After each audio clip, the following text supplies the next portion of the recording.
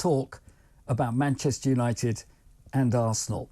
Old Trafford today, massive game for Arsenal, really important for Manchester United, but it's been a shambles at home this season. And, well, we'll talk all about that with Pete Molyneux in just a moment. Richard Butler over and Arsenal, of course, is with us as well right now. And I was reading in the newspapers and everything over the last few days and everything, you know, all Arsenal have switched it now. It's not just scoring for fun or doing this or doing that.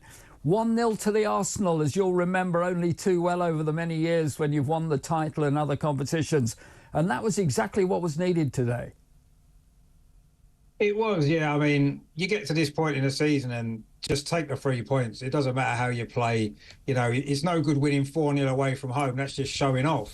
You know, you can win 1-0 and you get your 3 points, and that's all you need to do. And I thought today, I think we looked nervous. The tension was there. You could see it pretty much from the start. And, you know, we got the goal, luckily, fairly early on in the game. And after that, it was just a matter of managing it. And I thought we did pretty well. Man United didn't really cause us too many problems, did they? 1 or 2 tame efforts at goal, and I thought we kept them out pretty well. And, yeah, we'll take it. Not the greatest performance, but it's the first time in 20 years we're top of the league on the penultimate weekend of the season, at the end of the penultimate weekend. So we can't do any more. It's out of our hands to a certain degree, but, you know, we're going to take it to the last game, and that's all we could hope to have done, and we've done it. So, you know, not pretty today at all by any means, but, yeah, it was a bit of a George Graham type backs-to-the-wall performance in many ways, but we got the job done, and at this point in the season, we'll take that all day long. Oh, you need Spurs to do you something now. It's amazing, isn't it? Well, Spurs can't win the league themselves, but they might be able to help us win the league, maybe. That'd be nice. Well, they definitely need to win something at the moment because they've fallen away a bit. Yeah, they have, yeah. I mean, the good thing is they could still qualify for the Champions League, I suppose, so it's not like it's a complete dead rubber game for them. But the only thing I can cling to is the fact that Man City have got such a poor record in their stadium. I don't think they've even scored a goal there. So, you know, it gives me a slight bit of hope that maybe they can hang on for a 0-0 draw or something to help us out. But I don't know. It's Tottenham, isn't it? And they're not going to do us any favours intentionally, I don't imagine. So I'm not expecting them to.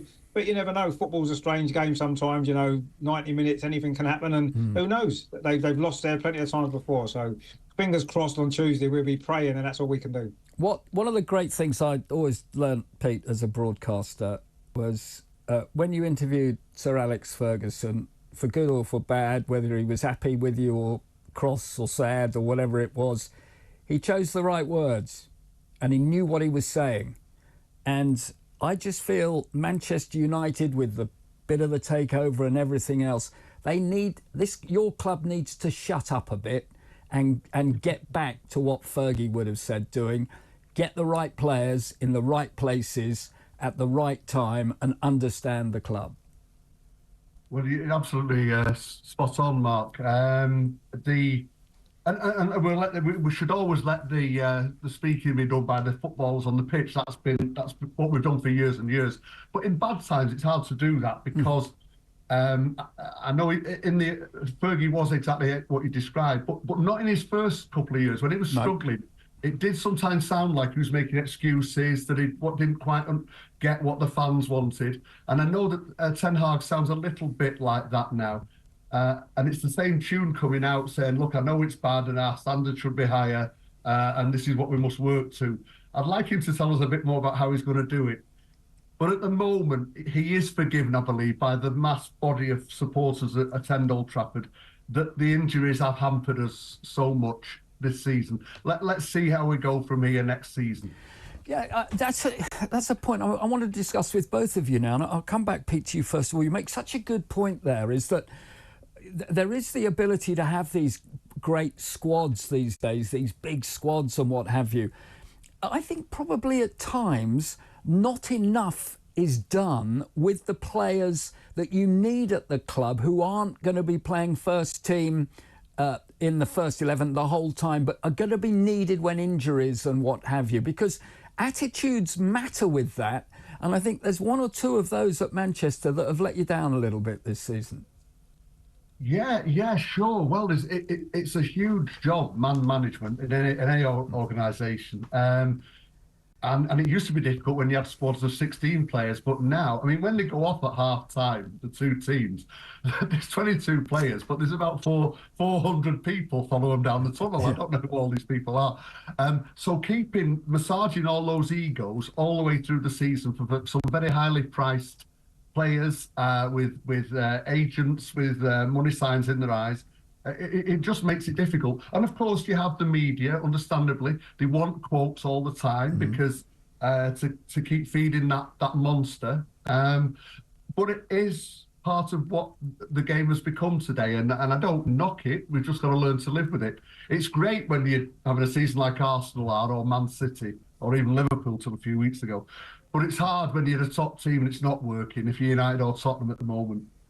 Hey, but we'll live with it, you know. We don't want any sympathy. We'll be back. Yeah, no, absolutely. I mean, there's all the noise going around about it at the moment, Richard, as well. But now is when, and I'll go back to Sir Alex Ferguson, and why not? You know, he knew how to get it done. He knew what he needed to say in that dressing room at times, kid him on a little bit, but he got it right. And I just feel that now that you've sort of nearly done it in the past, under your coach, he's learnt well himself. He knows everything he needs to know about Arsenal. That there's no surprise to me that you got that one done today, even though you didn't play that well.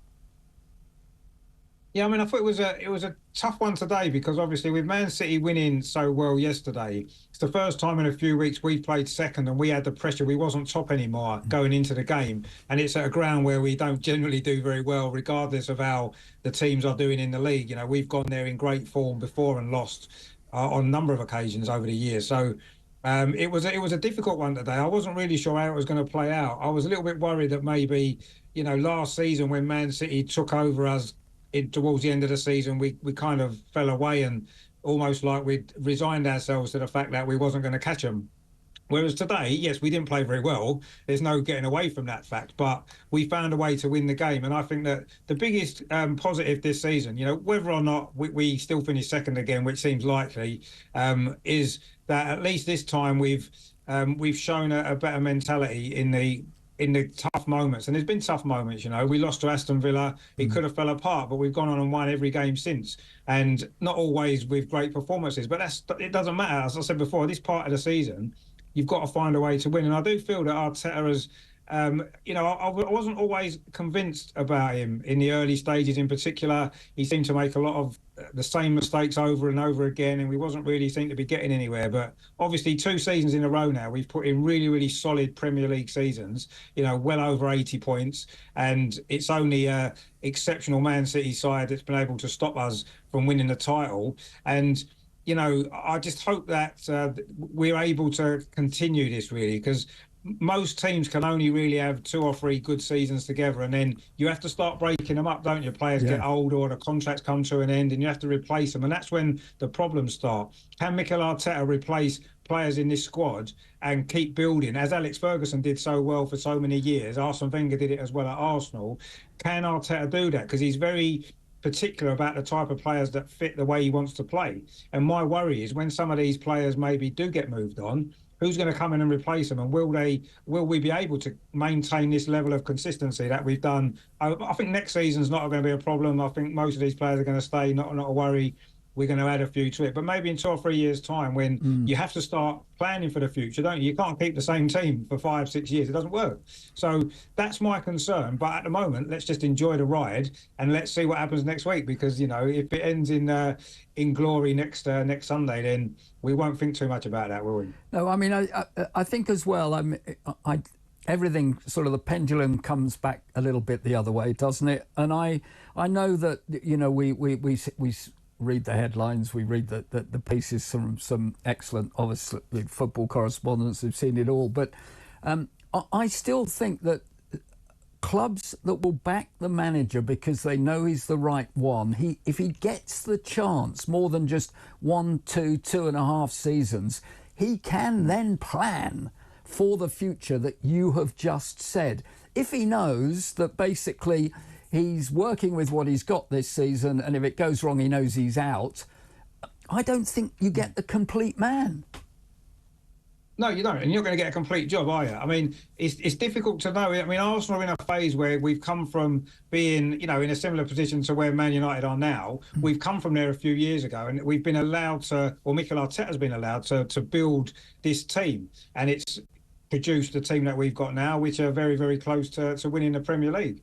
And I think if Man United were to show a similar amount of time and faith in Erik ten Hag, there's a very real possibility that in 4 or 5 years' time or 4 years' time, they could be in a similar situation because they've got some good young players there. I thought Man United played well today, actually. Despite looking at their team sheet at the beginning, I'm thinking if Arsenal don't win this game 4-0, there's something wrong here. But in actual fact, they stepped up and played well. Garnacho's a great player.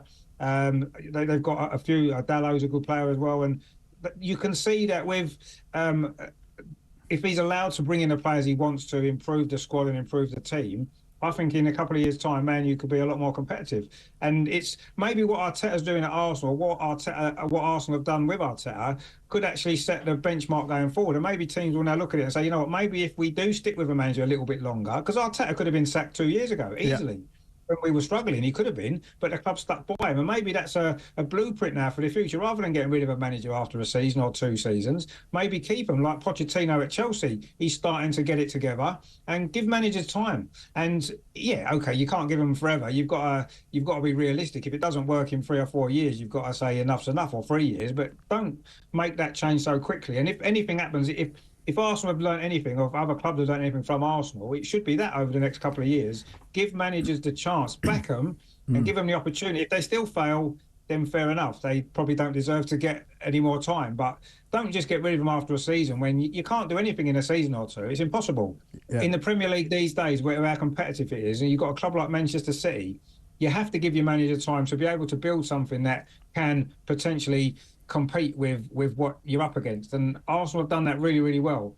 And it's credit to the club as well as it's credit to the players and the manager for doing it. But the club to stick by him. And if everyone starts doing that, we could see a totally different Premier League in the next few years. But will they have the patience to do it? Will the fans have the patience as well? That's the other key, isn't it? Yeah, it is. And Pete, I think as well, Manchester United need to learn a bit more of that at the moment as well. They really do. I mean, we remember the youngsters are watching the streaming of this tonight on their favourite channel, whether it's YouTube or whatever it is, as well as listening to it on Talk, is that, the great Alan Hansen quote, "You win nothing with the kids," he said on Match of the Day, of course, about the class of 92 and what have you. Yeah. I think if you're managing a Premier League side or a side that is expected to get back into the Premier League, you need 4 seasons for me. Whoever you are, and I know that's not fashionable and you've got agents who'll destabilise it, but the first season you've really got to get to know the players. The second season you've got to know who you can add to it and who you need to get rid of. The third season everybody there has to know what you expect from them. And the fourth year you go on from that and just see how far you can go. No, that's the right blueprint. Unfortunately, quite a lot of managers all through the leagues, they do get 4 seasons, but it's spring, summer, autumn and December and winter. I'm a bit of Vivaldi to the back of that as well. Sorry, we didn't rehearse this, did we? Patience.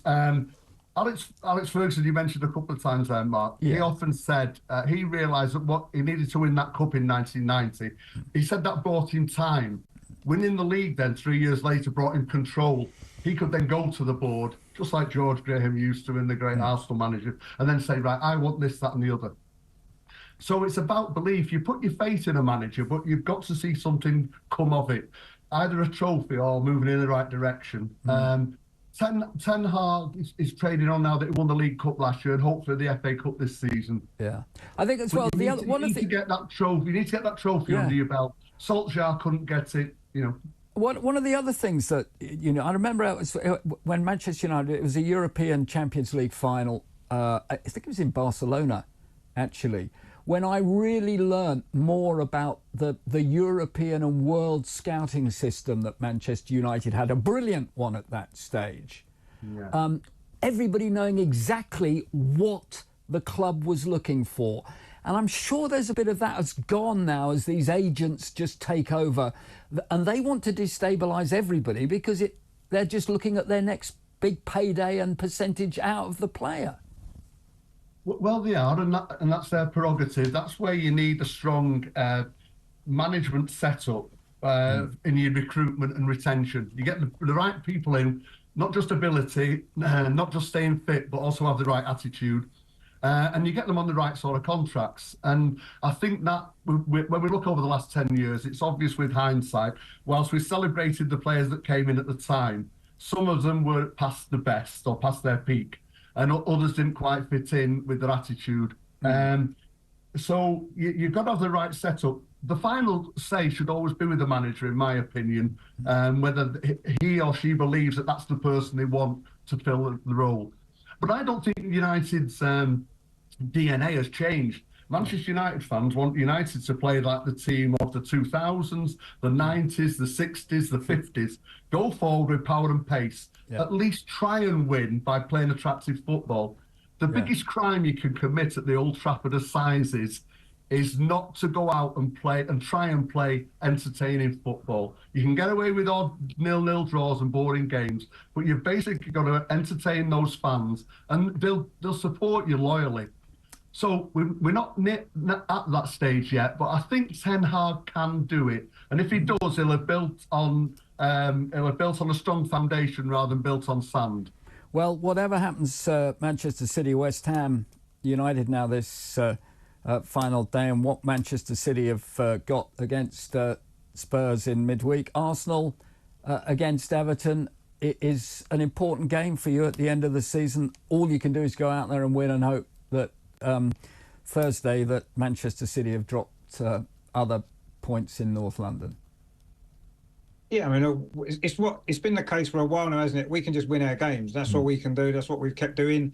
And we've got one more to do. Now, yeah, we could go into the last day still top of the table. If Tottenham do us a favour, we could go in behind Man City and hoping West Ham do us a favour on the last day. But it makes no difference if we don't win our game. We have to beat Everton. And to do that, we're going to have to play better than we did today, potentially, because if we keep playing like that, we're not going to get too far. But luckily, there's only one game left. And I think you can see the stresses and strains of the season. It's been a tough season. It was, I mean, that second half today seemed to go on for about a week. It was, you could see how draining it was for everybody in connection with Arsenal. And I think maybe we're fortunate that there is only one game left, because I'm not sure we've got it in us to go another 2 or 3 games, keep, trying to hold off this Man City side, this Man City juggernaut. I don't think we've got it in us. I think we've got one more performance next week. Hopefully we can produce it. We can win our game. If it's enough, fantastic, what a great season it'll be. And if it's not quite enough, then, well, we're not far away, are we? No. Last season we was close. This season we're even closer. And, yeah, let's hope that Man City can't keep winning the league 5, 6, 7 years in a row, can they? No. They're going to, sooner or later, they're gonna fall away, whether it's next season or after that. We have to be ready to take advantage of that. This season, we've been there ready. We've been waiting for them to drop, and they haven't done. Maybe next season's a season that they finally do, because 5 years in a row, that would be, I mean, four seasons in a row is an incredible achievement in the first place, but 5 in a row, that would be, that would be madness. So we need to be ready next season, come back stronger again and do it. High five is not just a Manchester City thing. It'd be great for whichever club deserves to win it. Gentlemen, as always, thank you very much indeed, Richard and Pete, with your expertise. Steve Moore is the co-founder and CEO of Athlete Career